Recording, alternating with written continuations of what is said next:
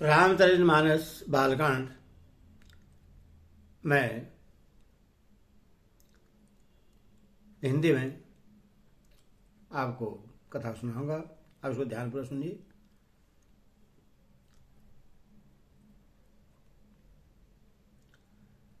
कहार करोड़ों कावेरे लेकर चले, उनमें अनेकों प्रकार की इतनी वस्तुएं थी कि जिनका वर्णन कौन कर सकता है। सब सेवकों के समूह अपना अपना सास समाज बनाकर चले। सबके हृदय में अपार हर्ष है और शरीर पुलक से भरे हैं। सबको एक ही लालसा लगी है कि हम श्री राम लक्ष्मण दोनों भाइयों को नेत्र भरकर कब देखेंगे। हाथी गरज रहे हैं, उनके घंटों की भीषण ध्वनि हो रही है। चारों रथों की घरघराहट और घोड़ों की हिनहनाहट हो रही है। बादलों का निरादर करते हुए नगाड़े घोर शब्द कर रहे हैं। किसी को अपनी पराई कोई बात कानों से सुनाई नहीं देती। राजा दशरथ के दरवाजे पर इतनी भारी भीड़ हो रही है कि वहां पत्थर फेंका जाए तो वह भी पीसकर धूल हो जाए। अटारियों पर चढ़ी स्त्रियां मंगल थालों में आरती लिए देख रही हैं और नाना प्रकार के मनोहर गीत गा रही हैं। उनके अत्यंत आनंद का बखान नहीं हो सकता। तब सुमंत्र जी ने 2 रथ सजाकर उनमें सूर्य के घोड़ों को भी मात करने वाले घोड़े जोते। दोनों सुंदर रथ वे राजा दशरथ के पास ले आए, जिनकी सुंदरता का वर्णन सरस्वती से भी नहीं हो सकता है। उस रथ पर राशि सामान सजाया गया और दूसरा तेज का पुंज और अत्यंत ही शोभायमान था। उस सुंदर रथ पर राजा वशिष्ठ जी को हर्षपूर्वक चढ़ाकर फिर स्वयं शिव, गुरु, गौरी, पार्वती और गणेश जी का स्मरण करके दूसरे रथ पर चढ़े। वशिष्ठ जी के साथ जाते हुए राजा दशरथ कैसे शोभित हो रहे हैं, जैसे देवगुरु बृहस्पति के साथ इंद्र हो। वेदों की विधि से और कुल की रीति के अनुसार सब कार्य करके तथा सबको सब प्रकार से सजे देकर श्री राम जी का स्मरण करके गुरु की आज्ञा पाकर पृथ्वीपति दशरथ जी शंख बजाकर चले। बारात देकर देवता हर्षित हुए और सुंदर मंगलदायक फूलों की वर्षा करने लगे। बड़ा शोर मच गया, घोड़े और हाथी गरजने लगे। आकाश में और बारात में दोनों जगह बाजे बजने लगे।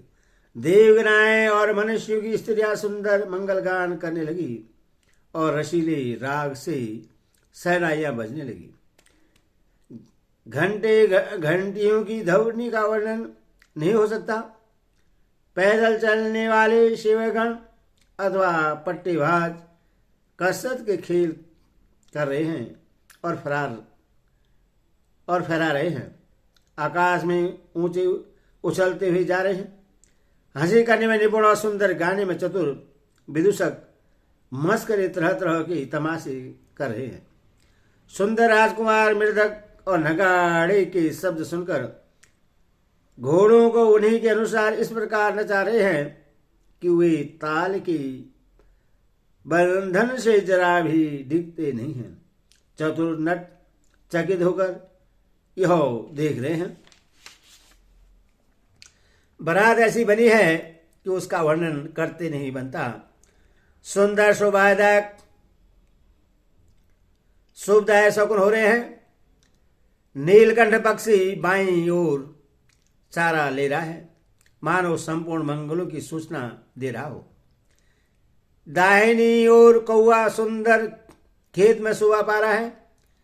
नेवेली का दर्शन भी सब किसी ने पाया। तीनों प्रकार की शीतल मंद सुगंधित हवा अनुकूल दिशाएं में चल रही है। जैसे श्रेष्ठ सुहागिनी स्त्रियां भरे हुए घड़े और गोद में बालक लिए आ रही हैं। लोमड़ी फिर कर बार बार दिखाई दे जाती हैं। गायें सामने खड़ी बछड़ों को दूध पिलाती हैं।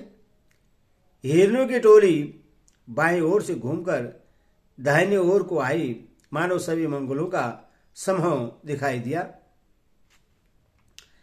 सेम करी सभी सिर वाले चील, विशेष रूप से सेम कल्याण कह रही हैं। श्यामा बाई और सुंदर पेड़ पर दिखाई पड़ी। दही मछली और दो विद्वान ब्राह्मण हाथ में पुस्तक लिए हुए सामने आए। सभी मंगलमयी, कल्याणमयी और मनोवांछित फल देने वाले शकुन मानव सच्चे होने के लिए एक ही साथ हो गए। स्वयं शकुन वर्मा जिसके सुंदर पुत्र हैं, उसके लिए सब मंगल शकुन सुलभ हैं। जहाँ श्री रामचंद्र जी सरीखे दुल्हा और सीता जी जैसी दुल्हनी है, तथा दशरथ जी और जनक जी जैसे पवित्र समृद्धि हैं। ऐसा ब्याह सुनकर मानो सभी शकुन नाच उठे और कहने लगे, अब वर्मा जी ने हमको सच्चा कर दिया। इस तरह बारात ने प्रस्थान किया। घोड़े हाथी गरज रहे हैं और नगाड़ों पर चोट लग रही है। सूर्यवंश के पताका स्वरूप दशरथ जी को आते हुए जानकर जनक जी ने नदियों पर पुल बंधवा दिए। बीच बीच में ठहरने के लिए सुंदर घर पड़ाव बनवा दिए, जिनमें देवलोक के समान संपदा छाई है। और जहां बारात के सब लोग अपने अपने मन की पसंद के अनुसार सुहाने उत्तम भोजन, बिस्तर और वस्त्र पाते हैं। मन के अनुकूल नित्य नए सुखों को देखकर सभी बारातियों को अपने घर भूल गए। बड़े जोर से बजते हुए नगाड़ों की आवाज सुनकर श्रेष्ठ बारात को आती हुई जानकर अगवानी करने वाले हाथी, रथ, पैदल और घोड़े सजाकर बारात लेने चले। दूध, शरबत, ठंडाई, जल आदि से भरकर सोने के कलश तथा जिनका वर्णन नहीं हो सकता ऐसे ही अमृत के समान भांति भांति के सब पकवानों से भरे हुए एक परात, थाल आदि अनेक प्रकार के सुंदर बर्तन, उत्तम फल तथा और भी अनेकों सुंदर वस्तुएं राजा ने हर्षित होकर भेंट के लिए भेजी। गहने, कपड़े, नाना प्रकार के मूल्यवान मड़ियां, रत्न, पक्षी, पशु, घोड़े, हाथी और बहुत तरह की सवारियां तथा बहुत प्रकार के सुगंधित एवं सुहावने मंगल द्रव्य और शगुन के पदार्थ राजा को भेजे। दही, चिड़वा और अगणित उपहार की चीजें कावरों में भर भर कर कहार चले। अगवानी करने वालों को जब बारात दिखाई दी तब उनके हृदय में आनंद छा गया और शरीर रोमांच से भर गया। अगवानों को सज धज के साथ देखकर बारातियों ने प्रश्न होकर नगाड़े बजाए। बाराती और अगवानों में से कुछ लोग परस्पर मिलने के लिए हर्ष के मारे बाग छोड़कर सर पर दौड़ चले और ऐसे मिले मानो आनंद के दो समुद्र मर्यादा छोड़कर मिलते हों। देव सुंदरियां फूल वर्षाकर गीत गा रही हैं और देवता आनंद होकर नगाड़े बजा रहे हैं। आगवानी में आए हुए उन लोगों ने सब चीजें दशरथ जी के आगे रख दी और अत्यंत प्रेम से विनती की। राजा दशरथ जी ने प्रेम से सब वस्तुएं ले ली। फिर उनकी बख्शिशें होने लगी और वे याचकों को दे दी गई। तदनंतर पूजा, आदर, सत्कार और बड़ाई करके अगवान लोग उनको जनवासी की ओर लिवा ले चले। विलक्षण वस्त्रों के पावड़े पड़ रहे हैं, जिन्हें देखकर कुबेर भी अपने धन का अभिमान छोड़ देते हैं। बड़ा सुंदर जनवासा दिया गया, जहां सबको सब प्रकार का सुविधा था। सीता जी बारात जनकपुरी में आई जानकर अपनी कुछ महिमा प्रकट करके दिखलाई। हृदय में स्मरण कर सब सिद्धियों को बुलाया और उन्हें राजा दशरथ जी की मेहमानी करने के लिए भेजा। सीता जी की आज्ञा सुनकर सब सिद्धियां जहां जनवासा था वहां सारी संपदा, सुख और इंद्रपुरी के भोग विलास को लिए हुए गई।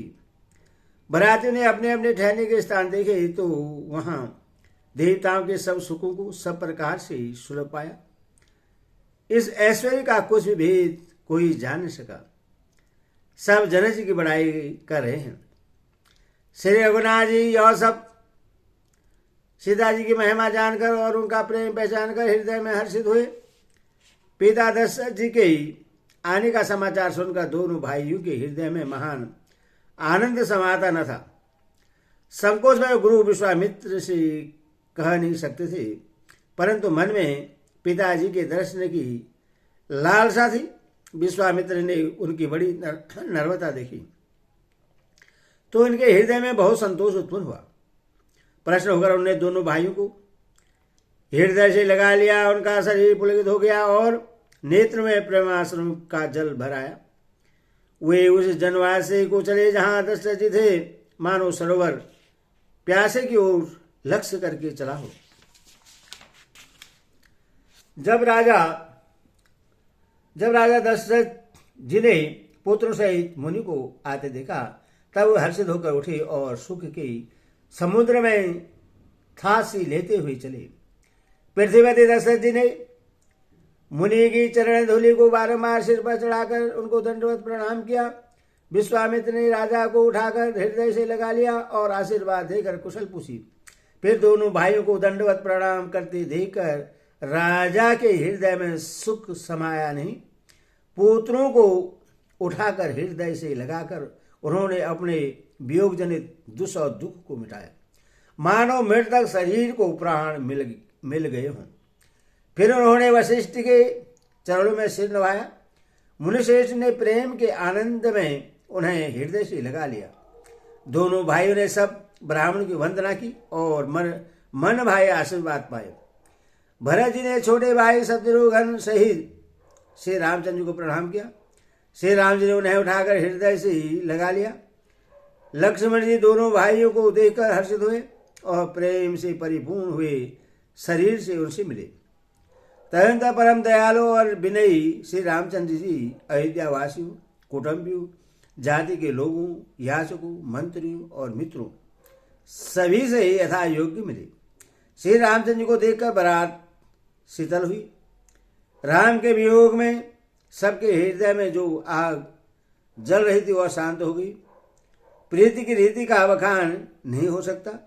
राजा के बाद चारों पुत्र ऐसे सुशोभित पा रहे मानो अर्थ, धर्म, काम और मोक्ष शरीर धारण किए हों। पुत्रों सहित दशरथ जी को देखकर नगर के स्त्री पुरुष बहुत ही प्रसन्न हो रहे हैं। आकाश में देवता फूलों की वर्षा करके नगाड़े बजा रहे हैं और अप्सराएं गा गा कर नाच रही हैं। अगवानी में आए हुए सदानंद जी, अन्य ब्राह्मण, मंत्रीगण, मागध, सूत, विद्वान और भाटों ने बारात सहित राजा दशरथ जी का आदर सत्कार किया। फिर आज्ञा लेकर वो वापस लौटे। बारात लग्न के दिन से पहले आ गई थी। इसे जनकपुरी में अधिक आनंद छा गया। सब लोग ब्रह्मानंद प्राप्त कर रहे हैं और विधाता से मनाकर कहते हैं कि दिन रात बढ़ जाएं, बड़े हो जाएं। श्री रामचंद्र जी और सीता जी की सुंदरता की सीमा है और दोनों राजा पुण्य की सीमा है। जहां जहां जनकपुरी पूर्ववासी स्त्री पुरुषों के समूह इकट्ठे होकर यही कह रहे हैं। जनक जी के सुकृत पुण्य की मूर्ति जानकी जी हैं और दशरथ जी के सुकृत देह धारण किए हुए श्री राम जी हैं। इन दोनों राजाओं के समान किसी ने शिव जी की आराधना नहीं की और न इनके समान किसी ने फल ही पाया। इनके समान जगत में न कोई हुआ, न कहीं है, न होने का है। हम सब भी संपूर्ण पुण्यों की राशि हैं जो जगत में जन्म लेकर जनकपुरी के निवासी हुए और जिन्होंने जानकी जी और श्री रामचंद्र जी की छवि देखी है, हमारे शरीर का विशेष पुण्यतमा कौन होगा। और अब हम श्री रघुनाथ जी का विवाह देखेंगे और भली भांति नेत्रों का लाभ लेंगे। कोयल के समान मधुर बोलने वाली स्त्रियां आपस में कहती हैं कि हे सुंदरी, हे सुंदर नेत्रों वाली, इस ब्याह में बड़ा लाभ है। बड़े भाग्य से विधाता ने सब बात बना दी है। ये दोनों भाई हमारे नेत्रों के अतिथि हुआ करेंगे। जनक जी सने बस बार बार सीता जी को बुलाएंगे और करोड़ों कामदेवों के समान सुंदर दोनों भाई सीता जी को लेने विदा कराने आया करेंगे। तब उनके अनेकों प्रकार से पहुनाई होगी। सखी, ऐसे ससुराल किससे प्यारी न होगी। तब हम सब नगरवासी श्री राम लक्ष्मण को दे देकर सुखी होंगे। हे सखी, जैसा राम लक्ष्मण का जोड़ा है वैसे दो कुमार राजा के साथ और भी हैं। वे भी एक श्याम और दूसरे गौर वर्ण के हैं। उनके भी सब अंग बहुत सुंदर हैं। जो लोग उन्हें देख आए हैं वे सब यही कहते हैं। एक ने कहा, मैंने आज ही उन्हें देखा है, इतने सुंदर है मानो वर्मा जी ने उन्हें अपने हाथों संवारा है। भरत तो श्री रामचंद्र जी के ही सकल सूरत के हैं। स्त्री पुरुष उन्हें सहसा पहचान नहीं सकती। लक्ष्मण और शत्रुघ्न दोनों का एक ही रूप है। दोनों के नख से शिखा तक सभी अंग अनुपम हैं। मन को बड़े अच्छे लगते हैं, पर मुख से उनका वर्णन नहीं हो सकता। उनकी उपमा के योग्य तीनों लोकों में कोई नहीं है। दास तुलसी कहता है, कवि और कोविद विद्वान कहते हैं, इसकी उपमा कहीं कोई नहीं है। बल विनय विद्याशील और शोभा के समुद्र इनके समान यही हैं। जनकपुरी की सब स्त्रियां आंचल फैलाकर विधाता को यह वचन विनती सुनाती हैं कि चारों भाइयों का विवाह इसी नगर में हो और हम सब सुंदर मंगल गावें। नेत्रों में प्रेमाश्रु का जल भरकर पुलकित शरीर से स्त्रियां आपस में कह रही है कि हे सखी, दोनों राजा पूर्णी के समुद्र हैं। त्रिपुरारी शिवजी सब मनोरथ पूर्ण करेंगे। इस प्रकार सब मनोरथ कह रहे हैं और हृदय को उमंग कर उत्साहपूर्वक आनंद से भर रही हैं। सीता जी के स्वयंवर में जो राजा आए थे उन्होंने भी चारों भाइयों को देखकर सुख पाया। श्री राम जी का निर्मल और महान यश कहते हुए राजा लोग अपने अपने घर गए। इस प्रकार कुछ दिन बीत गए। जनकपुर निवासी और बराती सभी बड़े आनंदित हैं। मंगलों का मूल लगन का दिन आ गया। हेमंत ऋतु और सुहाना अघन का महीना था। ग्रह नक्षत्र ग्रह तिथि नक्षत्र योग और बार श्रेष्ठ थे। लगन मुहूर्त सोच कर ब्रह्मा जी ने उस पर विचार किया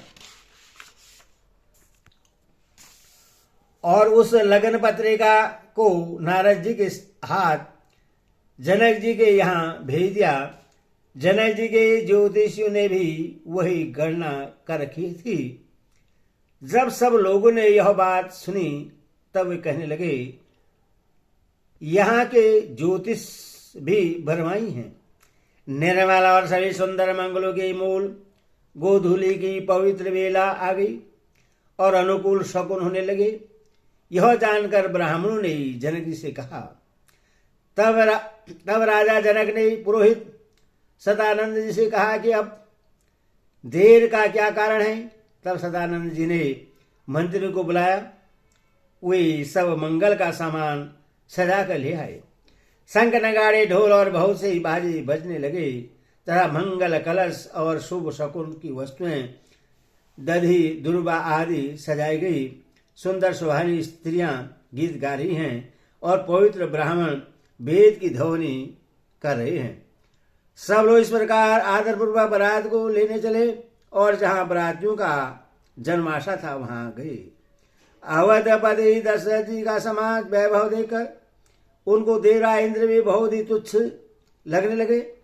उन्होंने जाकर विनती की, समय हो गया, अब पधारिए। यह सुनते ही नगाड़ों पर चोट पड़ी। गुरु वशिष्ठ से पूछकर और कुल की सब रीतियों को करके राजा दशरथ जी मुनियों और साधुओं के समाज को साथ लेकर चले। अवर नरेश दशरथ जी का भाग्य और वैभव देखकर और अपना जन्म व्यर्थ समझकर ब्रह्मा जी आदि देवता हजारों मुखों से उसकी सराहना करने लगे।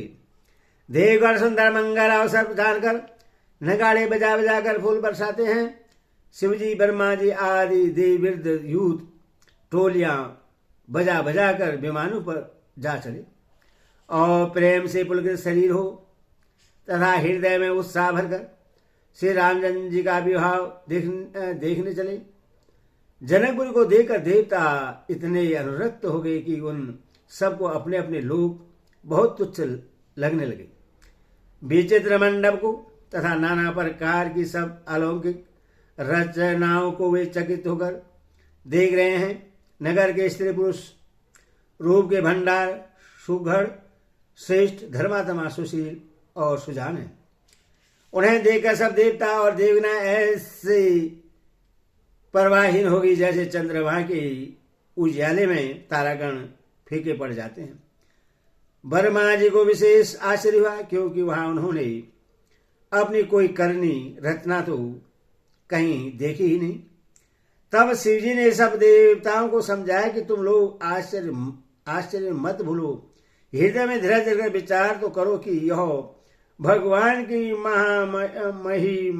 महिमामयी निशक्ति श्री सीता जी का और अखिल ब्रह्मांड के परमेश्वर साक्षात भगवान श्री रामचंद्र जी का विवाह है, जिनका नाम लेते ही जगत के सारे अमंगलों की जड़ कट जाती है और चारों पदार्थ अर्थ धर्म का मोक्ष मुट्ठी में आ जाते हैं। वही जगत के माता पिता श्री सीता राम जी हैं।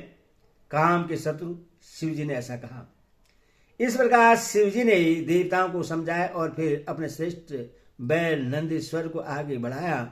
देवताओं ने देखा कि दशरथ जी मन में बड़े ही प्रश्न और शरीर से पुलकित हुए चले जा रहे हैं।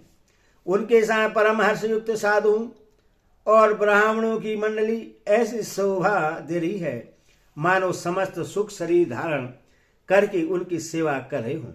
चारों सुंदर पुत्र साथ में ऐसी शोभित है मानो संपूर्ण मोक्ष सालोक्य सामीप्य सारूप्य साजुज्य शरीर धारण किए हुए हों। मकृतमणि और सुवर्ण के रंग के सुंदर जोड़ियों को देखकर देवताओं को कम प्रीति नहीं हुई, अर्थात बहुत ही प्रीति हुई। फिर श्री रामचंद्र को देखकर वे हृदय में अत्यंत हर्षित हुए और राजा की सराहना करके उन्होंने फूल बरसाए।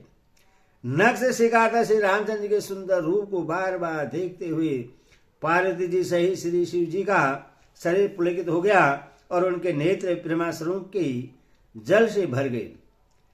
राम जी का मोर के कंठ की सी कांति वाला हरिताभ श्याम शरीर है। बिजली का अत्यंत निरादर करने वाले प्रकाशमय सुंदर पीत रंग के वस्त्र हैं। सब मंगल रूप और सब प्रकार के सुंदर भांति भांति के विवाह के आभूषण शरीर पर सजाए हुए हैं। उनका सुंदर मुख शरद पूर्णिमा के निर्मल चंद्रमा के समान है। मनोहर नेत्र नवीन कमल को लजाने वाले हैं। सारी सुंदरता अलौकिक है, माया की बनी नहीं है, दिव्य सच्चिदानंदमयी है। वह कहीं नहीं जा सकती, मन ही मन बहुत प्रिय लगती है। साथ में मनोहर भाई सुशोभित है जो चंचल घोड़ों को नचाते हुए चले जा रहे हैं। राजकुमार श्रेष्ठ घोड़ों को उनकी चाल को दिखला रहे हैं और वंश की प्रशंसा करने वाले मागध भाट बिरदावली सुना रहे हैं। जिस घोड़े पर श्री राम जी विराजमान है उसकी तेज चाल देखकर गरुड़ भी लज्जा जाते हैं। उसका वर्णन नहीं हो सकता, वह सब प्रकार से सुंदर है, मानो कामदेव ने ही घोड़े का वेश धारण कर लिया हो।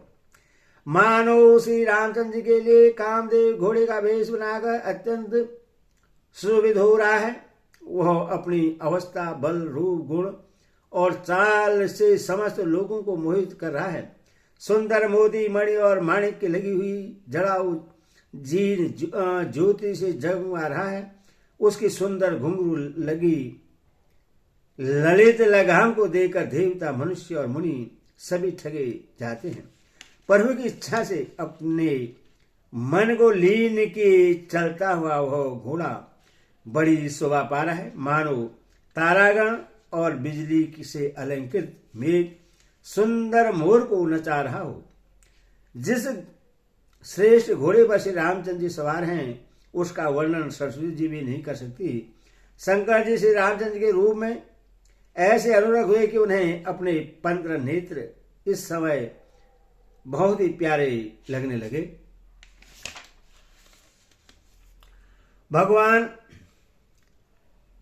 भगवान विष्णु ने जब प्रेम से श्री राम को देखा तब वे रमणीयता की मूर्ति श्री लक्ष्मण जी के पति श्री लक्ष्मी सहित मोहित हो गए।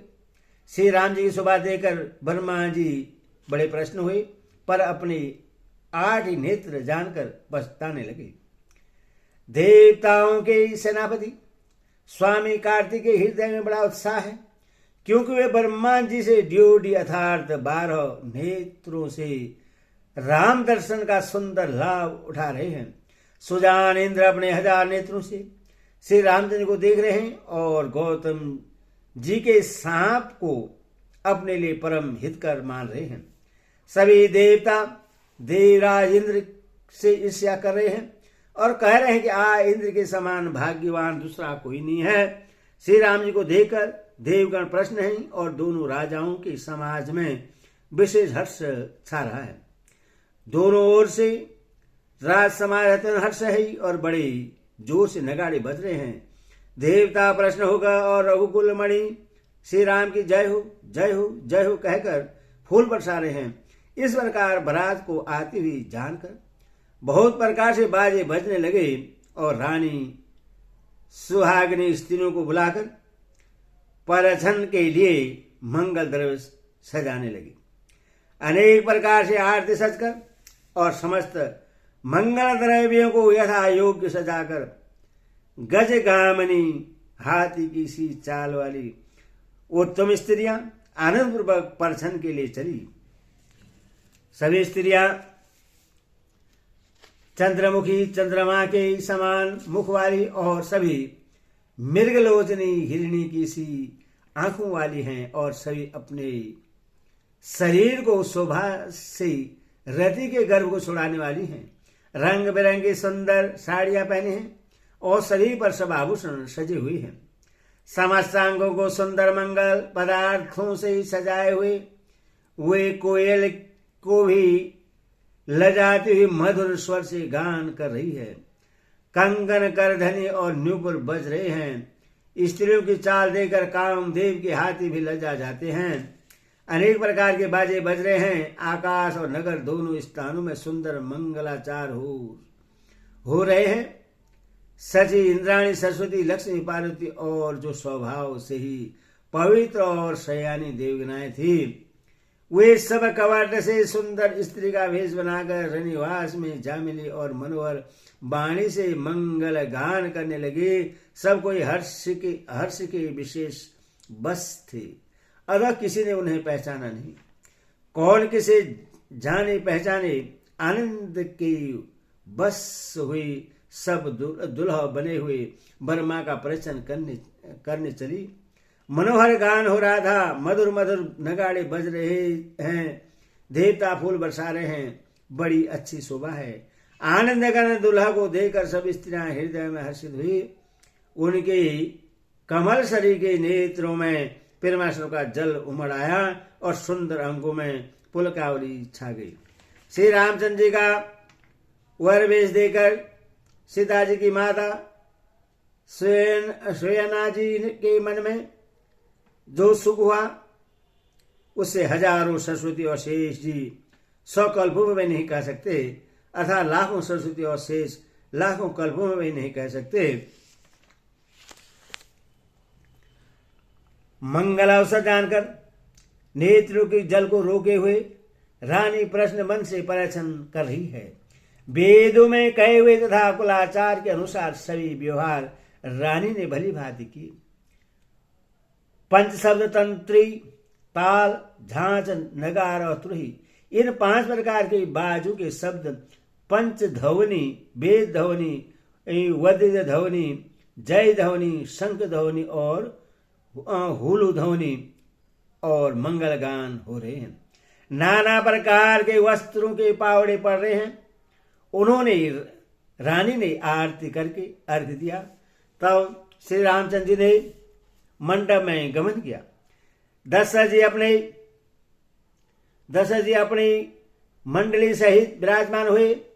उनके वैभव को देखकर लोग पाल भी लज्जा गए।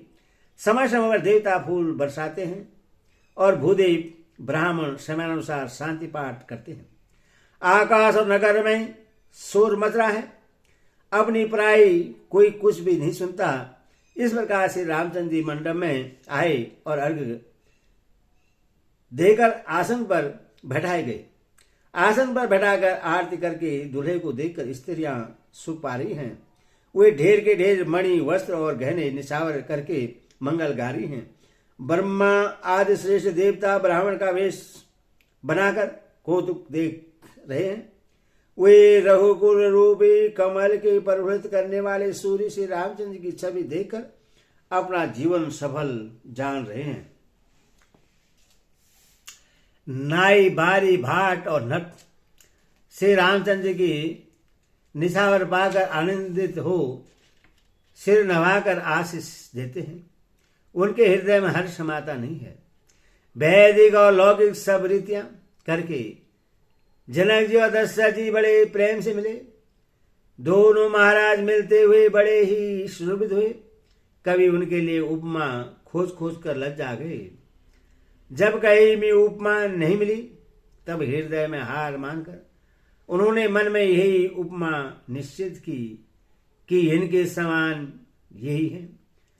संबंधियों का मिलाप या परस्पर संबंध देकर देवता अनुरग हो गए और फूल बरसा कर उनका यश गाने लगे। वे कहने लगे, जब से ब्रह्मा जी ने जगत को उत्पन्न किया तब से हमने बहुत विवाह देखे सुने, परंतु सब प्रकार से समान साज समाज और बराबरी के पूर्ण समता युक्त संबंधी तो आज ही देखे। देवताओं की सुंदर सत्यवाणी सुनकर दोनों ओर अलौकिक प्रीति छा गई।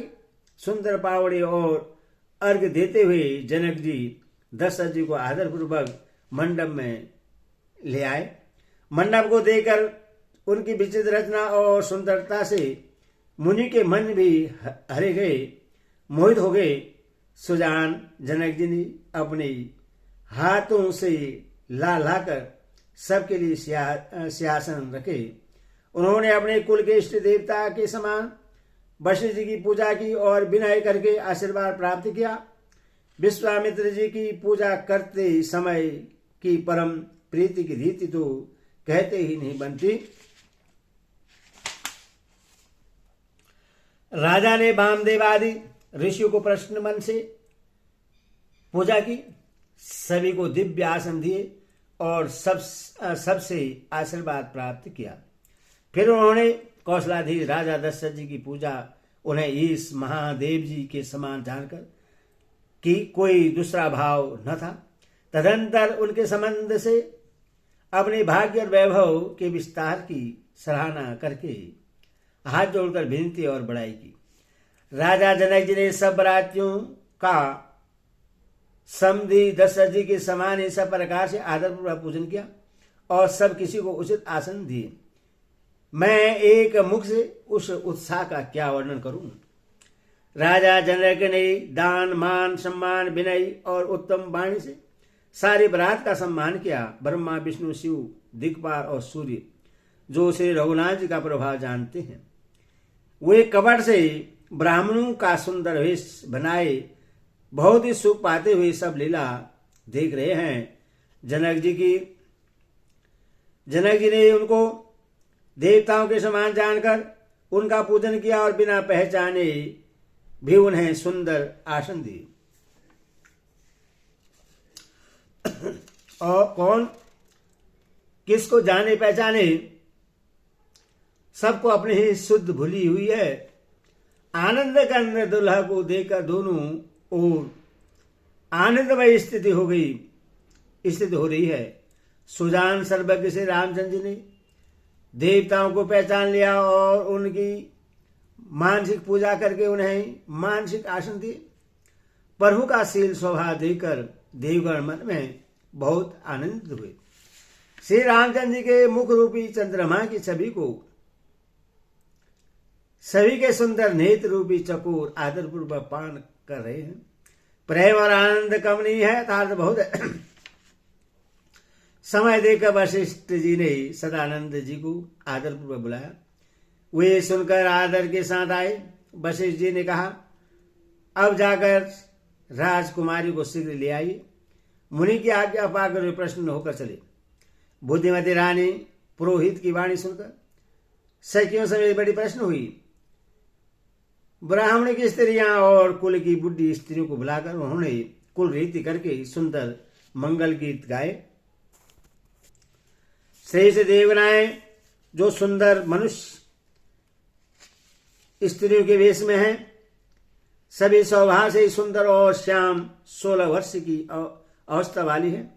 उनको देखकर रनिवास की स्त्रियां सुख पाती हैं और बिना पहचान के ही वे सबको प्राणों से भी प्यारी हो रही हैं।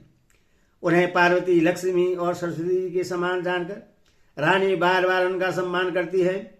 रनिवास की स्त्रियां और सखियां सीता जी का श्रृंगार करके मंडली बनाकर प्रश्न होकर उन्हें मंडप में लिवा चली। सुंदर मंगल का साज सजकर रनिवास की स्त्रियां और सखियां आदर सहित सीता जी को लिवा चली।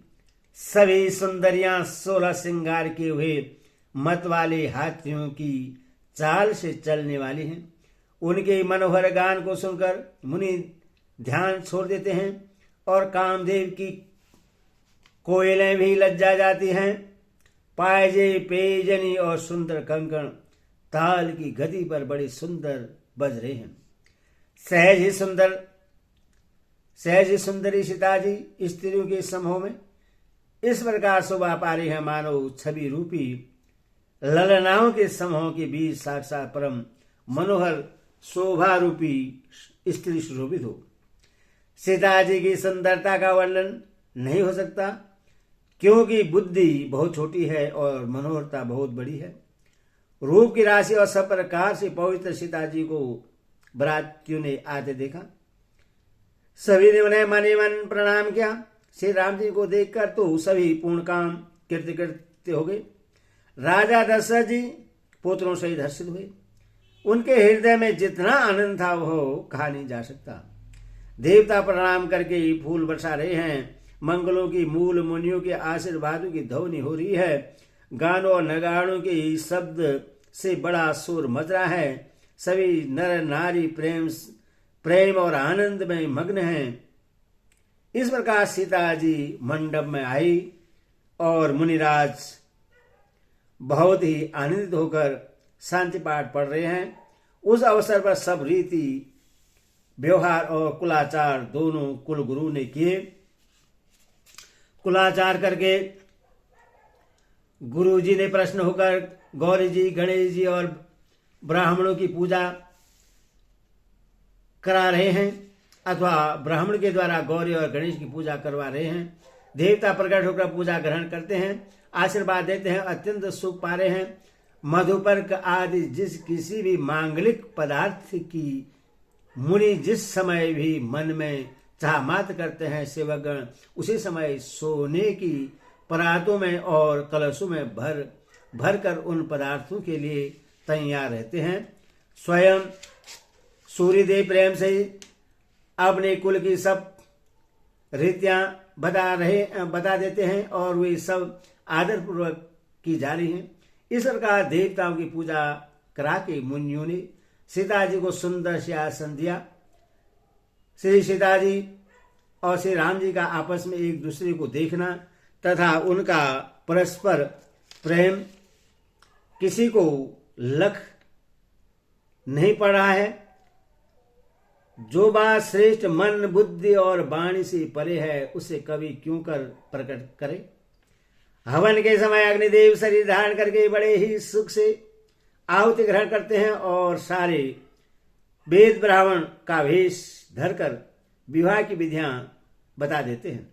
जनक जी की जगत ख्यात पटरानी और सीता जी की माता का बखान तो हो ही कैसे सकता है। सुयश सुकृत पुण्य सुख और सुंदरता सबको बटोर कर विधाता ने उन्हें सवार कर तैयार किया है। समय जानकर श्रेष्ठ मुनि ने उनको बुलाया। यह सुनते ही सुहागिनी स्त्रियां उन्हें आदरपूर्वक ले आई। नैना जी जनक जी पटरानी जनक जी की बाईं ओर ऐसी सोहाव रही है मानो हिमाचल के साथ मैना जी सुशोभित हैं। पवित्र सुगंधित मंगल जल से भरे सोने के कलश और मणियों की सुंदर परातें राजा और रानी ने आनंद होकर अपने हाथों से लाकर श्री रामचंद्र जी की आगे रखी। मुनि मंगलवाणी से वेद पढ़ रहे हैं। सो अवसर जाकर आकाश से फूलों की झड़ी लग गई है। दुल्हन को देखकर राजा रानी प्रेम मग्न हो रहे हैं और उनके पवित्र चरणों को पखारने लगे। वे श्री राम जी के चरण कमलों को पखारने लगे। प्रेम से उनके शरीर में पुलकावली छा रही है। आकाश और नगर में होने वाली गान नगाड़े और जय जयकार की ध्वनि मानो चारों दिशाओं में उबड़ चली।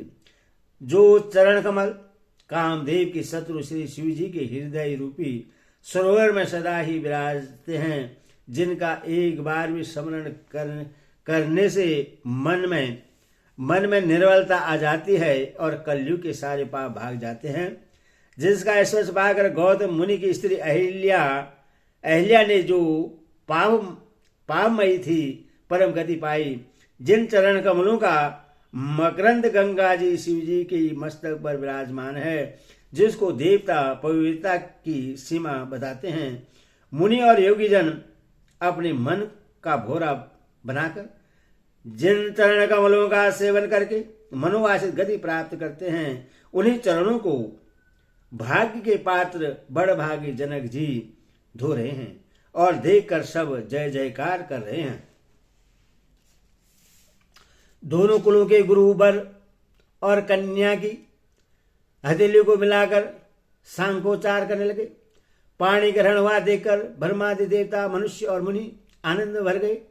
सुख के मूल दुल्हा को देखकर राजा रानी का शरीर पुलकित हो गया और हृदय आनंद से उमंग उठा। राजाओं के अलंकार स्वरूप महाराज जनक जी ने लोक और वेद की रीति को करके कन्यादान किया। जैसे हिमवान ने शिव जी को, पार्वती जी और सागर ने भगवान विष्णु को लक्ष्मी जी दी थी, वैसे ही जनक जी ने श्री रामचंद्र जी को सीता जी संप्रीत की, जिससे विश्व में सुंदर नवीन कीर्ति छा गई।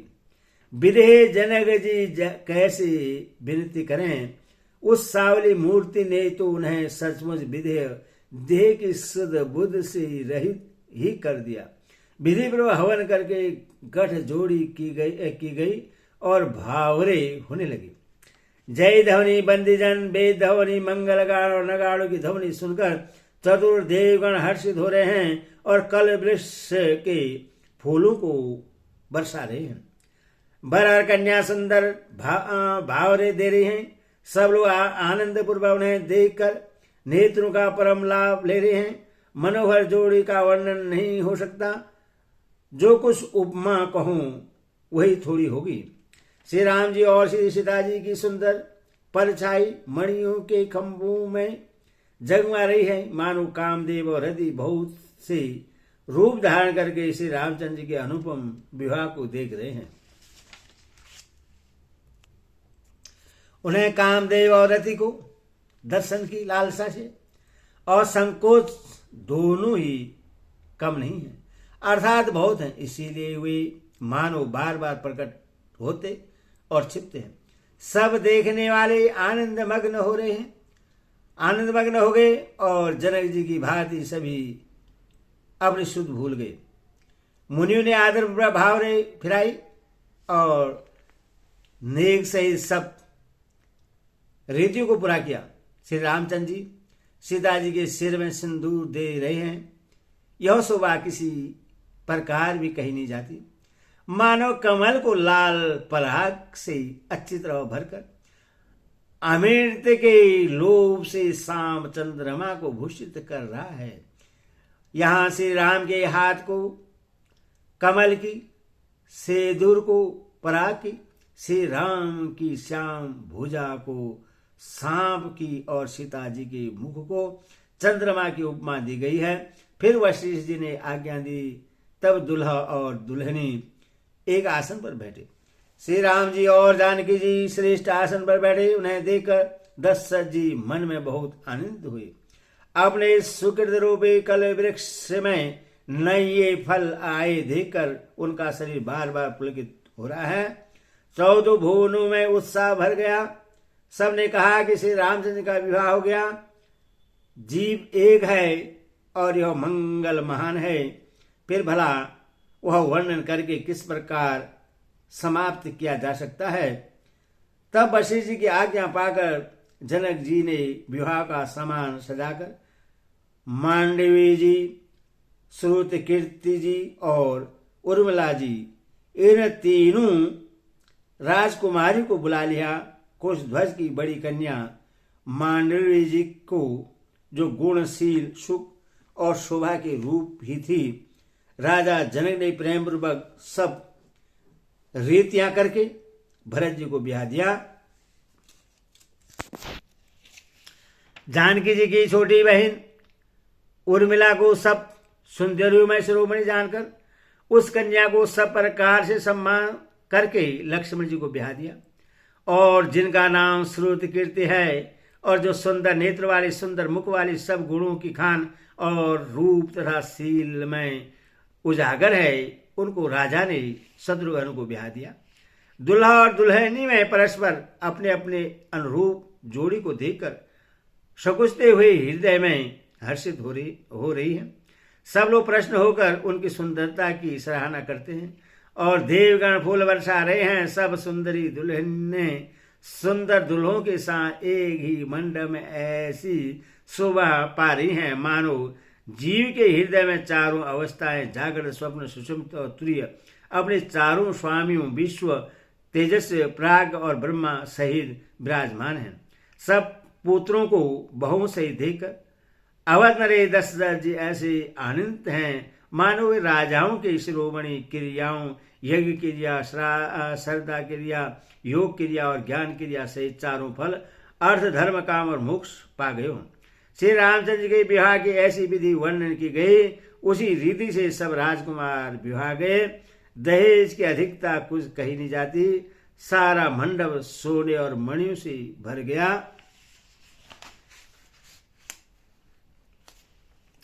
बहुत से कंबल, वस्त्र और भांति भांति के विजित रेशमी कपड़े जो थोड़ी कीमत के न थे अर्थात बहुमूल्य थे, तथा हाथी, रथ, घोड़े, दास, दासियों और गहनों से सजी हुई कामधेनु, सरीखी गायें आदि अनेक वस्तुएं जिनकी गिनती कैसे की जाए उसका वर्णन नहीं किया जा सकता।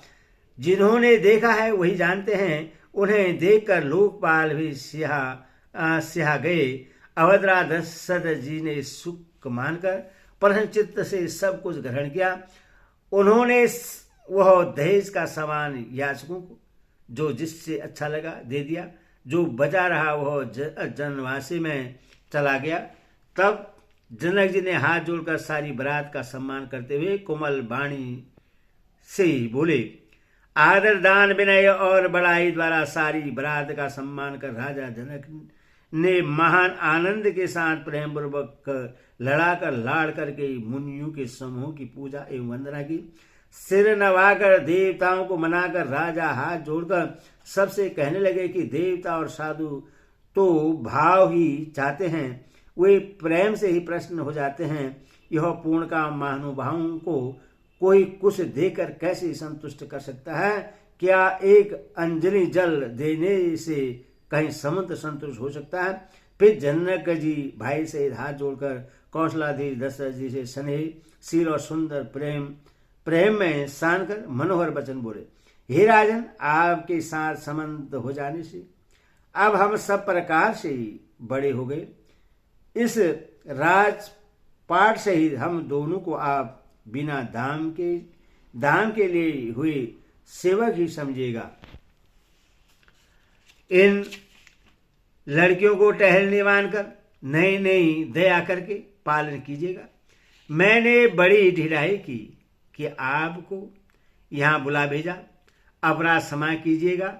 फिर सूर्यकुल के भूषण दशरथ जी ने समधि जनक जी को संपूर्ण सम्मान का निधि कर दिया। इतना सम्मान किया कि वे सम्मान के भंडार ही हो गए। उनकी परस्पर की विनय कही नहीं जाती। दोनों के हृदय प्रेम से परिपूर्ण हैं।